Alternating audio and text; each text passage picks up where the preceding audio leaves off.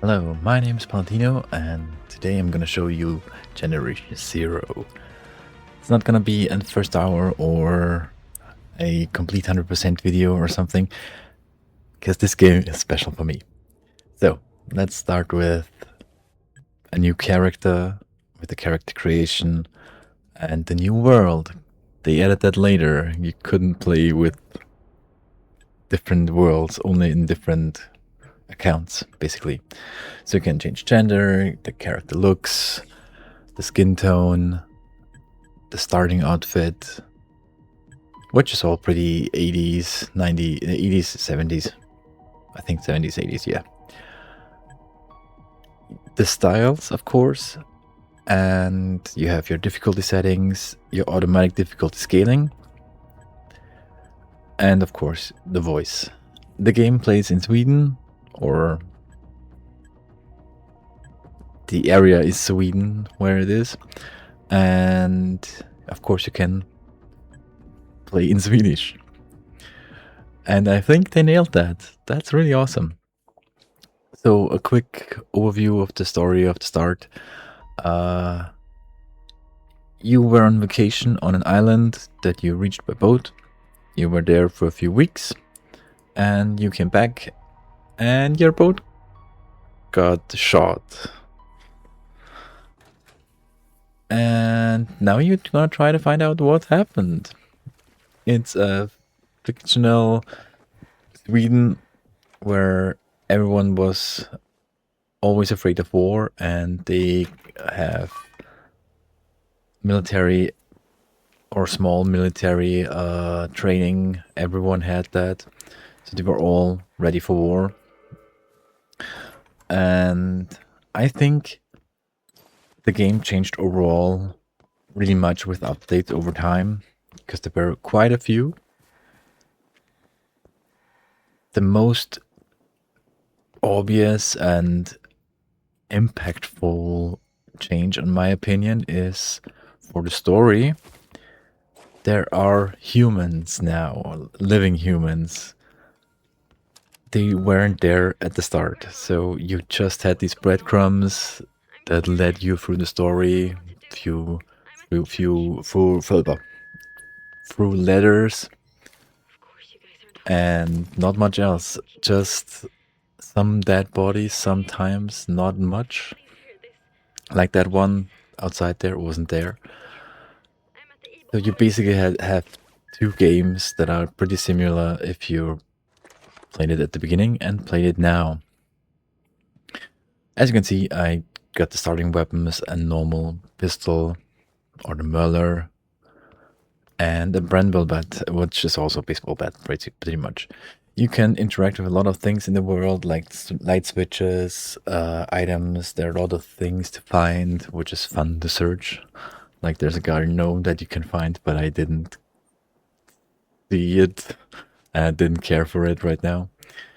And there's letters for backstory and stuff. Like that guy wasn't there before.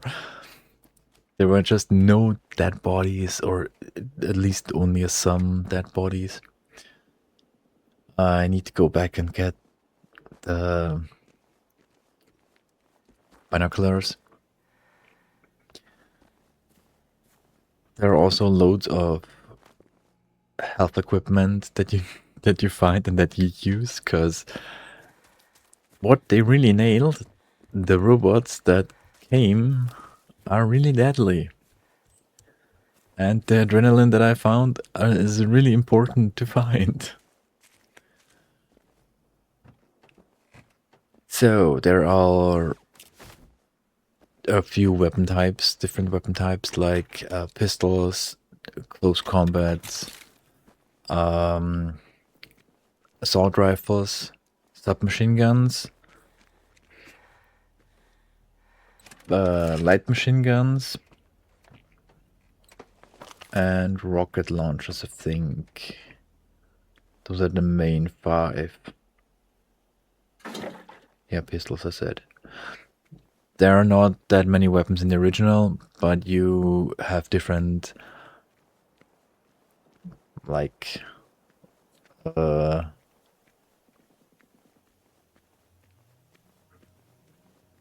tiers of weapons. That's what I wanted to say. Tiers. From 1 to 5 stars, and the secret 6 stars. There are now different schematics for ammo and other things.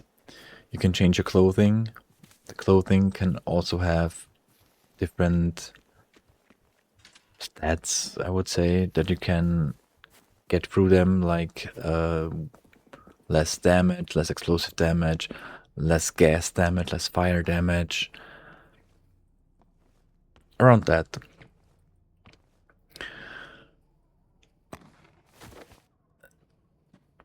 Well, what did I miss? Weapon upgrades. You can upgrade your weapons. You can equip different weapons. They had another weapon wheel at the start, but the new one, if you get used to it, it's pretty good.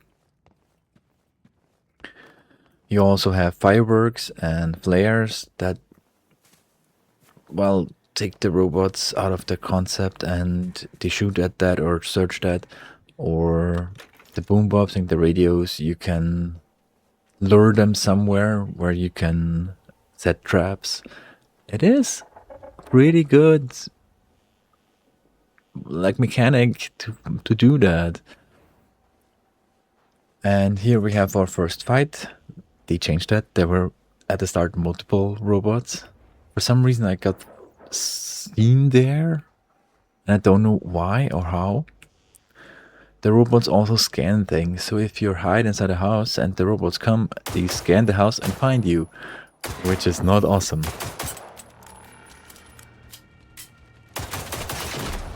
They have also weak points.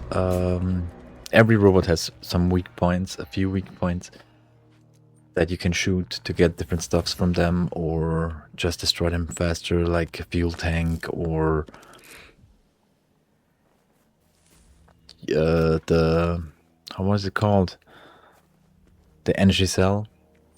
There are a few things that you can always attack.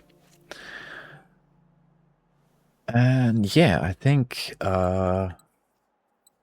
are. Oh yeah, I should also probably mention that they have some small events, like in the springtime there are the semlars that are just lying around. It's a food item. It's a traditional food item of Sweden that you can just find then.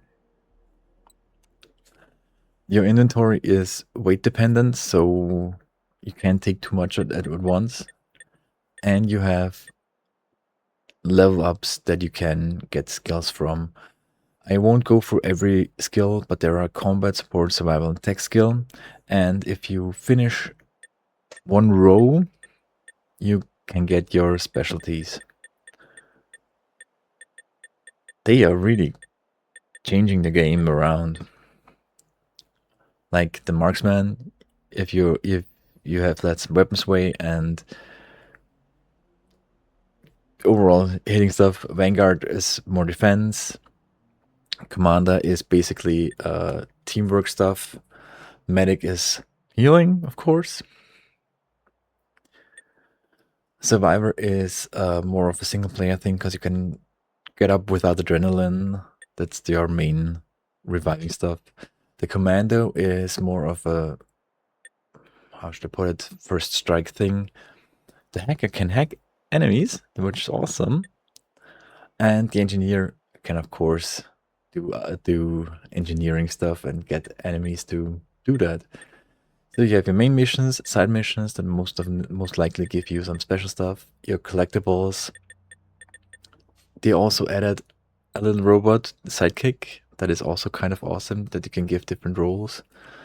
And they changed around some weapon upgrade stuff with challenges, which is also awesome. It gives there always more to do. So I'm changing around some stuff here. The head or hair don't change a lot normally, or they don't give you any special stats. The jacket, the t-shirt, the pants or trousers, how you want to call it, and the shoes normally give you stats, and you can see what stats they give you on your right. You can do emotes, and what I want to go into more is the multiplayer, because the multiplayer is really fun and makes the game more survivable and overall more fun to play for me. At least I played a lot with my wife, even though she didn't want to play it. They also added a weekly challenge mission stuff where you have to do different things, like what was one? I remember destroying ticks with a close combat weapon. In general, destroy ticks or destroy hunters. Destroy a certain part of a certain robot. Destroy or destroy robots with different weapons. It makes more things do. They also added some defensive thing type survival stuff, which was kind of fun. It got a little lame over time, but it's fun. The base building is basic. It's not that special, but it's fun. It adds a little bit more to the game.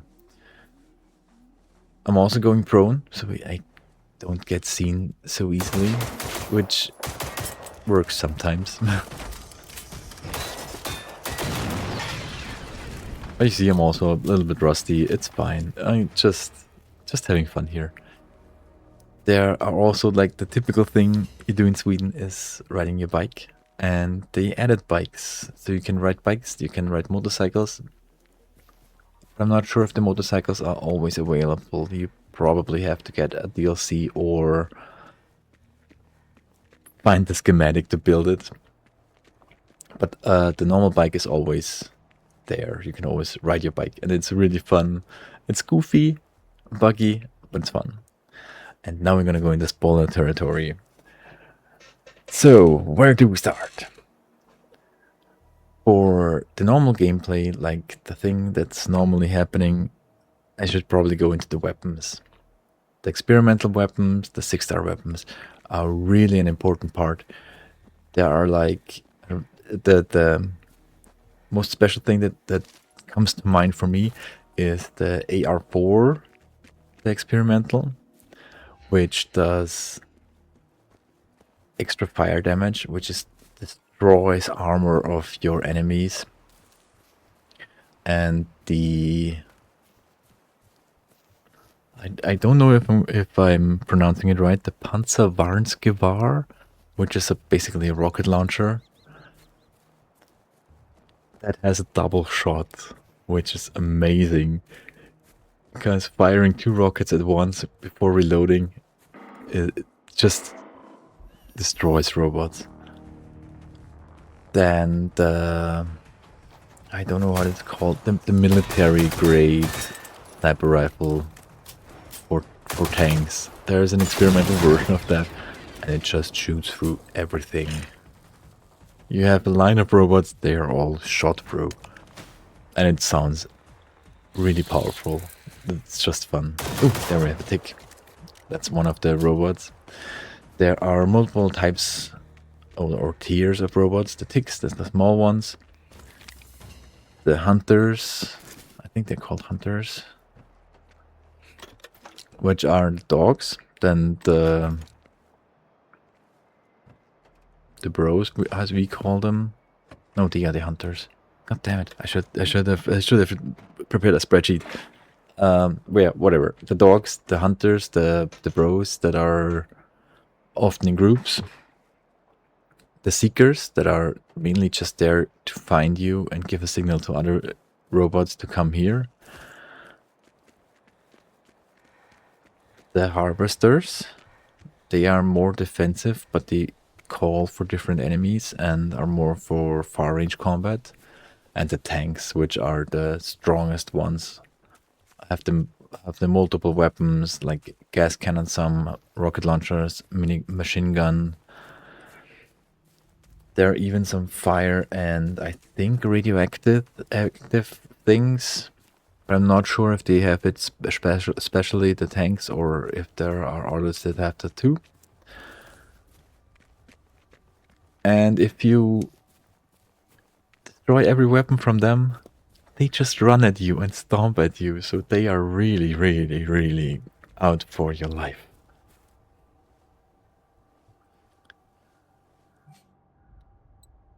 So if you change the so-called threat level of a certain part of the island that you are on, I think it's 25. I'm not recalling that right now, but I think it was 25. If you get the threat level that high, there is a certain chance to spawn a Reaper. Normally, if the threat level rises, there are rivals that spawn. Those are just special versions of the normal enemies that are here. Like there are some hunter rivals, there are some harvester rivals, there are some tank rivals. But the Reaper that spawns is really strong and has this giant gas attack or fuel attack more that just makes a giant explosion and just destroys you if you're not careful. I only fought it once because it took I don't know how many bullets. It was just a giant bullet sponge. I think I shot multiple thousands of bullets into that thing. But as long as it took and as fun as it was just... I couldn't do it another time. It was just such an amazing feeling when you beat that thing. They also added the Soviets, because they also have robots for some reason, and they fight the Swedish robots, which is kind of good and kind of bad, because there are lots of fighting going on all around you sometimes, and sometimes they both fight you, which is not fun. You can... They added, and you can find like resistance, remembrance, or just intel that they found out, or the robots that you can fight, like the weak points and where they shoot or how they find you, stuff like that. It isn't as obvious sometimes, and that's why those are probably on the walls sometimes. But it's also a nice touch that it's not like it wasn't over in a minute. It got over time. It makes sense that they would do that.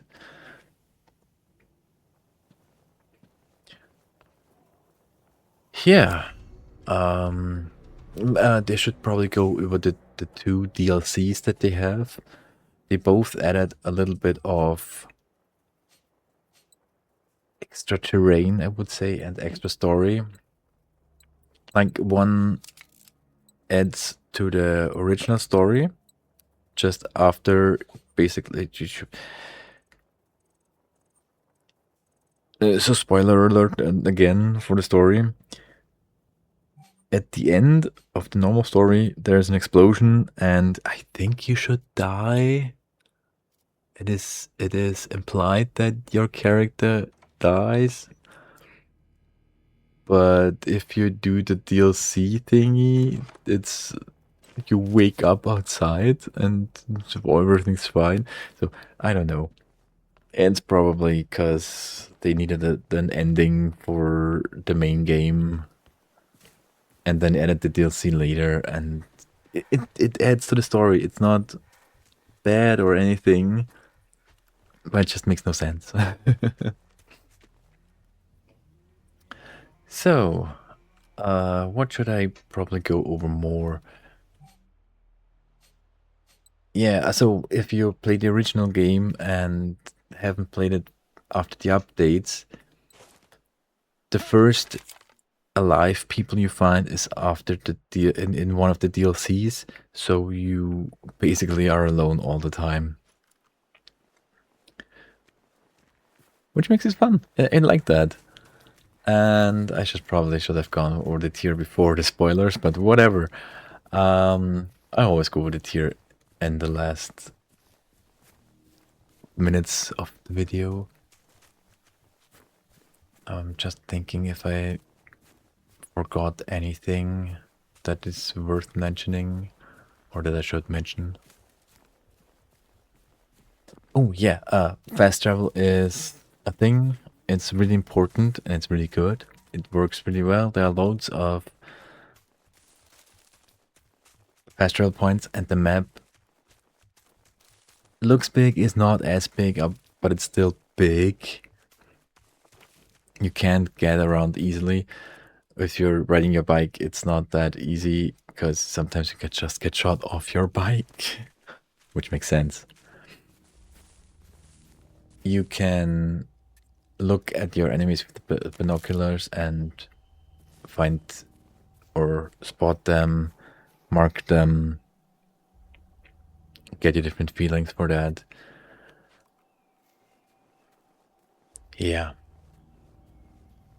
I think I didn't forget anything. So let's go for the tier. I would actually give this game an S tier. It is hard. Sometimes it has a learning curve, which is not too steep if you can probably be an amateur in shooters and still have a lot of fun in the game, like my wife. My wife loves this game, even though she normally doesn't play shooters and not shooters that are realistic. It's the story, the area of Sweden, just the Swedish style. At first she didn't want to play it because it looked like, oh no, war stuff, but it's kind of peaceful oftentimes. And like I said, the story is really curious. You want to find out what's happening. That is kind of a little dulled after they added the humans that you can talk to or that get you through the story. But hey, some things you gotta take what you get. So I hope this helps you. I hope you want to find out what the game is really about. And I hope you find this review useful. So thanks for watching. Hope you enjoyed it. And I hope I see you again soon. Bye bye.